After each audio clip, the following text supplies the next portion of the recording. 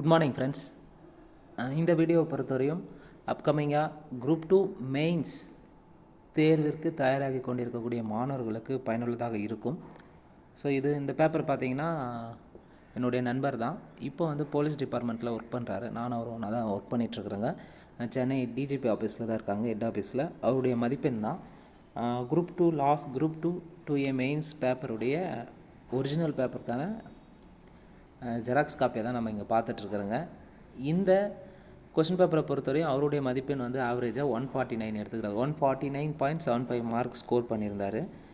First எவாலுவேஷனில் பார்த்திங்கன்னா first வேல்யூவேஷனில் 151 மார்க்கும், ரெண்டாவது வேல்யூவேஷனில் 148.50 மதிப்பெண்ணும் எடுத்திருக்காங்க. ஸோ ஆவரேஜ் பண்ணத்தில் 149.75 மதிப்பெண். சப்போஸ் ஃபஸ்ட்டு வேல்யூவேஷனுக்கும் செகண்ட் வேல்யூவேஷனுக்குள்ள மதிப்பெண் பார்த்திங்கன்னா 35க்கு மேலே இருந்தால் என்ன ஆகுனா தேர்ட் வேல்யூவேஷன் போகும். இது 35க்குள்ளே இருந்ததுனால ரெண்டுத்தையும் ஆட் பண்ணி டிவைட் பண்ணியிருக்காங்க. ஸோ இவருடைய பேப்பரை பொறுத்தவரையும் நல்லா குறிப்பாக இங்கிலீஷில் இவர் ரைட் பண்ணியிருக்காரு. அதுதான் ரொம்ப ரொம்ப முக்கியமானது. ஹேண்ட் ரைட்டிங் இங்கே ரொம்ப ரோல் பண்ணியிருக்கு. ஹேண்ட் ரைட்டிங்கை பொறுத்தவரையும் ஃபஸ்ட் டு லாஸ்ட் வரை தொடர்ந்து ஒரே சேமாக இருக்கும். ஹேண்ட் ரைட்டிங்கும் பக்காவாக ரைட் பண்ணியிருப்பார். இது இல்லாமல் கீ பாயிண்ட்ஸை பொறுத்தவரையும் மிக எக்ஸாக்டான கீ பாயிண்ட்டு ப்ளஸ் இன்ஸு அது மாதிரி ரிலேட்டடாக தான் நம்ம இங்கே கொடுத்துருக்காரு. அதே போல் நம்ம தமிழ் எழுதுறதுக்கும் இங்கிலீஷில் எழுதுறதுக்கும் ரொம்ப வித்தியாசம் என்னென்னு பார்த்திங்கன்னா, ஒரு வார்த்தையை சொல்கிறதுக்கு தமிழில் நிறைய ஒரு சென்டென்ஸ் எழுதுனா நிறைய ஆட் பண்ண மாதிரி இருக்கும். ஆனால் ஆங்கிலத்தில் அப்படி இருக்காது. மிக குறைவான சொற்களில் பயன்படுத்திக்கலாம். ஸோ அந்தளவுக்கு பார்த்திங்கன்னா வேல்யூவேஷன் நல்லா பண்ணியிருக்காங்க. இவர் பார்த்திங்கன்னா ஸ்கோர் பண்ணி நல்லா எடுத்திருக்காரு. இவருடைய ஆன்சர் ஷீட்டை தான் நம்ம இங்கே பார்க்க போகிறோங்க. குறிப்பாக வேல்யூவேஷன் 1, 2 ஸ்கோரை பொறுத்தவரையும் ஆவரேஜாக பண்ணியிருக்காங்க. 15 மார்க்கை பொறுத்தவரையும் இவருக்கு அதிகபட்சமாக 11.5 மார்க் கொடுத்துருக்காங்க. அதே போல் 12 மார்க்கை பொறுத்தவரை 6.5 ஹையஸ்ட்டாக 7 வாங்கியிருக்காரு. சில இதில் 8 வாங்கியிருக்காரு. நம்ம லாஸ்ட்டாக பார்த்த பேப்பரில் 15க்கு 12க்கு 11 கூட வாங்கியிருந்தாங்க.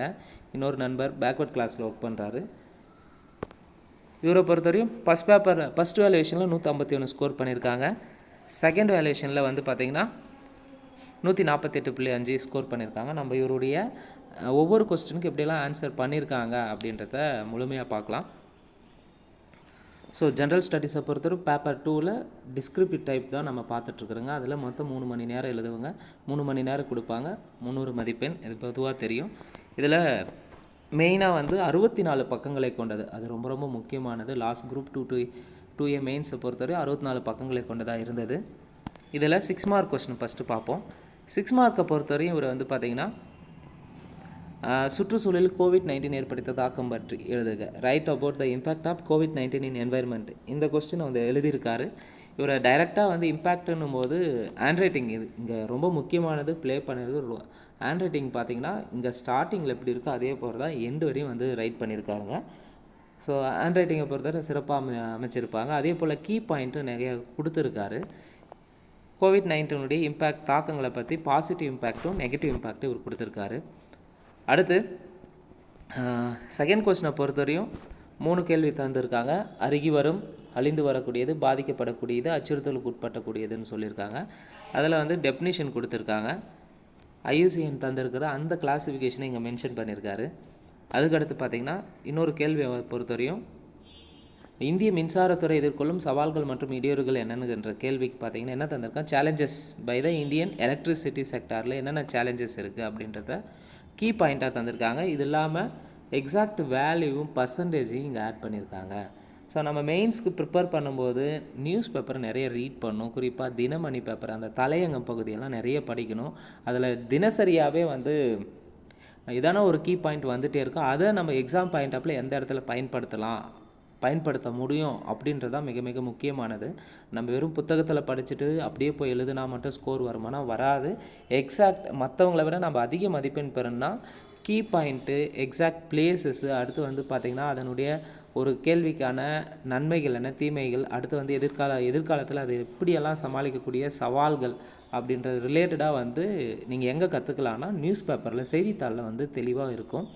இன்றைய செய்தித்தாளை கூட பொறுத்தவரையும் தமிழ்நாடு வந்து ஒருங்கிணைக்கப்பட்ட ஒரு காலநிலை மாற்றத்துக்கான ஒரு அமைப்பை ஏற்படுத்த போகிறாங்க அப்படின்னு ஒரு செய்தித்தாள் இன்றைக்கி காலையில் பார்த்தேங்க. ஸோ அதை எந்த இடத்துல பயன்படுத்தலாம், அப்போ என்வைரன்மெண்டல் ரிலேட்டடாக இருக்கிறதுல அந்த இடத்துல தமிழ்நாடு கவர்மெண்ட் இப்படியெல்லாம் இம்ப்ளிமெண்ட் பண்ண போகிறாங்க அப்படின்ற ஒரு நோட்டை வந்து நீங்கள் மென்ஷன் பண்ணிங்கன்னா நல்ல கூடுதலான ஒரு சிறப்பம்சமாக இருக்கும். ஏன்னா அதிகபட்சமாக லாஸ்ட் டைம் வந்து ஜென்ரலாக அப்படியே கொஸ்டின்ஸ் செட் பண்ணியிருந்தாங்க. குறிப்பாக என்வைர்மெண்ட் ரிலேட்டடான கொஸ்டின்ஸு நிறைய கேட்டிருந்தாங்க. நம்ம மெயின்ஸ்க்கான வீடியோவை, அதுவும் குறிப்பாக கரண்ட் அஃபேர்ஸ் ரிலேட்டடான வீடியோவை இனி வரும் காலங்களில் 1 by 1 பார்க்கலாம். அது குறிப்பாக நம்ம வந்து பார்த்திங்கன்னா தமிழில் எழுதுறவங்களுக்கு அது பயனுள்ளதாக இருக்கும். அடுத்து இவர் வந்து சில கேள்விகளுக்கு மேப்பாக போட்டு வந்து காட்டியிருக்காருங்க. ஸோ இந்த மாதிரி கொடுக்கும்போது நமக்கு வந்து வேல்யூவும் இங்கே பக்கத்தில் கொடுக்கணும். வெறும் மேப் மட்டுமே மொத்த பேஜஸும் அடங்கி இருக்கக்கூடாது. கூடுதலாக வந்து வேல்யூ தந்திருக்காங்க. அதுக்கு அடுத்து பார்த்திங்கன்னா சில கேள்விகளுக்கெல்லாம் வந்து பார்த்திங்கன்னா ஜஸ்ட்டு என்ன அப்படின்றத டைரெக்டாக அந்த வேல்யூவை கொடுத்து அதுக்கு அடுத்து என்ன பாயிண்ட் கேட்டிருக்காங்க அது மட்டும் தான் எழுதியிருக்காங்க. இங்கே எக்ஸ்ட்ரா கதைன்றது எதுவுமே எழுதாமல் அந்த கேள்விக்கு தகுந்த மாதிரி ஆன்சர் பண்ணணும். அதுதான் ரொம்ப ரொம்ப முக்கியமானது.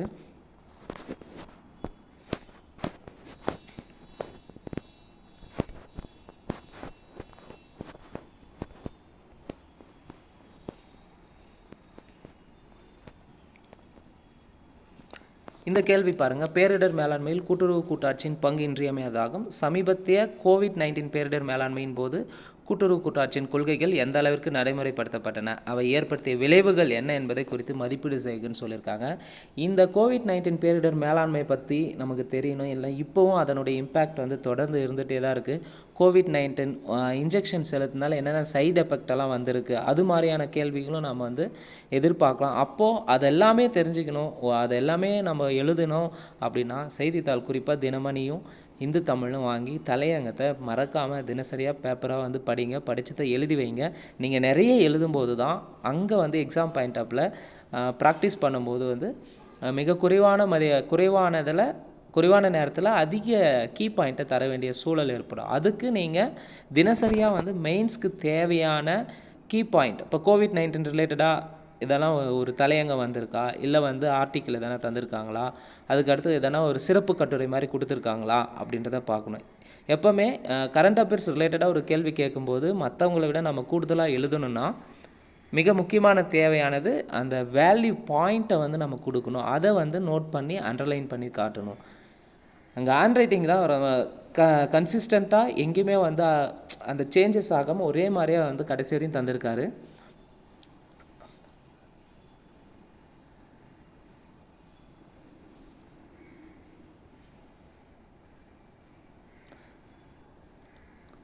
அடுத்து 12 மார்க் கொஸ்டினை பொறுத்தவரையும் கொடுத்த பாயிண்ட்டு, ஃபார் எக்ஸாம்பிள் முதலமைச்சரும் காலை உணவு திட்டத்தை பற்றி கேட்டிருக்காங்க. பசுமை தமிழ்நாடு இயக்கம், நீலகிரி வரையாடு பாதுகாப்பு திட்டம், இந்த மூணுமே வந்து கரண்ட் அஃபேர்ஸ் ரிலேட்டடான ஒரு ஃபஸ்ட்டு 12 மார்க் கொஸ்டின். அப்போ கரண்ட் அஃபேர்ஸை வந்து பார்த்திங்கன்னா குறிப்பாக தமிழ்நாடு கவர்மெண்ட் தொடங்கிய ஸ்கீம்ஸை இப்போ ரீசெண்டாக லாஸ்ட் 1 இயரில் லாஸ்ட்டு 6 மந்தில் இருக்கிற கரண்ட் அஃபேர்ஸை பற்றி தெளிவாக படிச்சுக்காங்க. திரும்ப அதை வந்து ரீட் அவுட் பண்ணி ரைட் பண்ணி பாருங்கள். ஒரு ஃபார் எக்ஸாம்பிள் முதலமைச்சரின் காலை உணவு திட்டம் எங்கே தொடங்கினாங்க, எப்போ தொடங்கினாங்க, எந்த நாள் தொடங்கினாங்க, யார் தொடங்கி வச்சாங்க, இதனுடைய நோக்கம் என்ன, இதனால் ஏற்படக்கூடிய பாதிப்புகள் என்ன, இதனால் வரக்கூடிய தாக்கங்கள், இந்த முதலமைச்சர் காலை உணவு திட்டத்தால் ஏற்படக்கூடிய தாக்கங்கள் என்ன அப்படின்றத ஃபுல் கவரேஜாக ஒரு ஸ்டோரியாக உங்களுக்கு சொல்ல தெரியணும். அப்படி சொல்லும்போது அது உடனடியாக வருமானா வராது. தொடர்ந்து நீங்கள் வந்து நோட்ஸ் எடுக்க தான் அந்த முதலமைச்சரின் காலை உணவு திட்டம், இது ஒரு எக்ஸாம்பிளுக்கு தான் நான் சொல்கிறேன். அப்போ அந்த ஒவ்வொரு கேள்விக்கு நீங்கள் பதில் அளிக்கலாம். நிறைய டேட்டாவை வந்து கேதர் பண்ண வேண்டியதாக இருக்கும், நிறைய படிக்க வேண்டியதாக இருக்கும், உங்களுக்கு நிறைய விஷயத்த கற்றுக்கணும். அப்படின்னு இருக்கும்போது நீங்கள் நியூஸ் பேப்பரை தினசரியாக வாசிக்கணும். அது ரொம்ப ரொம்ப முக்கியமானது. நீங்கள் 100% வந்து ரிசல்ட் நல்லபடியாக அமையணும். குறிப்பாக வந்து பார்த்திங்கன்னா 15 மார்க்கு 12 மார்க்கெல்லாம் கரண்ட் அஃபேர்ஸ் ரிலேட்டடாக ஒரு கேள்விகள் அமைக்கும்போது நம்ம நிறைய படித்து அது ரிலேட்டடாக நிறைய தெரிஞ்சு வச்சு எக்ஸாக்ட் வேல்யூ பாயிண்டெல்லாம் நமக்கு தெரிஞ்சிருந்துச்சுன்னா அந்த மெயின்ஸ் பேப்பரை ஈஸியாக கிளியர் பண்ணலாம். இங்கே முதலமைச்சரின் காலை உணவு திட்டத்தை பற்றி இவர் எப்படி எழுதியிருக்காருன்னா, அது எப்போ லான்ச் பண்ணாங்க, லான்ச் பை யார் பண்ணியிருக்காங்க, அதனுடைய அப்ஜெக்டிவ் நோக்கம் என்னென்னு கேட்டிருக்காங்க, இதனுடைய சிறப்பு அம்சங்கள் என்னன்றதை எழுதியிருக்காரு. அதே போல் க்ரீன் தமிழ்நாடு மிஷன், பசுமை தமிழ்நாடு இயக்கத்தை பற்றி கேட்டிருக்காங்க. அதுக்கும் அவர் வந்து லான்ச் பண்ண டேட்டு இங்கே டேட் கொடுக்கல, நீங்கள் கூடுதலாக வந்து ஏன்னா அந்த டைமில் வந்து எல்லா கொஸ்டின்ஸ்க்கும் டேட் தர முடியாது. அட்லீஸ்ட் வந்து இயர் எப்போ தொடங்கப்பட்டதுன்னா நமக்கு தெரிஞ்சிருக்கணும், அது ரொம்ப முக்கியமானது. அதே போல் வந்து அண்டர்லைன் பாக்ஸ் போட்டு காட்டியிருக்காரு. அப்போ பசுமை தமிழ்நாடு இயக்கம் எப்போ தொடங்கியிருக்காங்கன்றத ஆண்டை காட்டியிருக்காங்க. உங்களால் முடிஞ்சால் சில பேருக்கு வந்து அந்த டேட்டெல்லாம் எக்ஸாக்டாக சொல்ல தெரியும். அவங்களுக்கு வந்து இந்த மாதிரி கேள்வி கேட்கும்போது எளிமையாக பண்ண முடியும். ரெண்டாவது வந்து மற்றவங்கள காட்டிலும் ஒரே கேள்வியை வெவ்வேறு விதமாக ஆன்சர் பண்ணணும், அட்ராக்டிவ் பண்ணுற மாதிரி இருக்கணும், எக்ஸாக்ட் பாயிண்ட்டாக கொடுக்கணும். அதுதான் ரொம்ப ரொம்ப முக்கியமானது.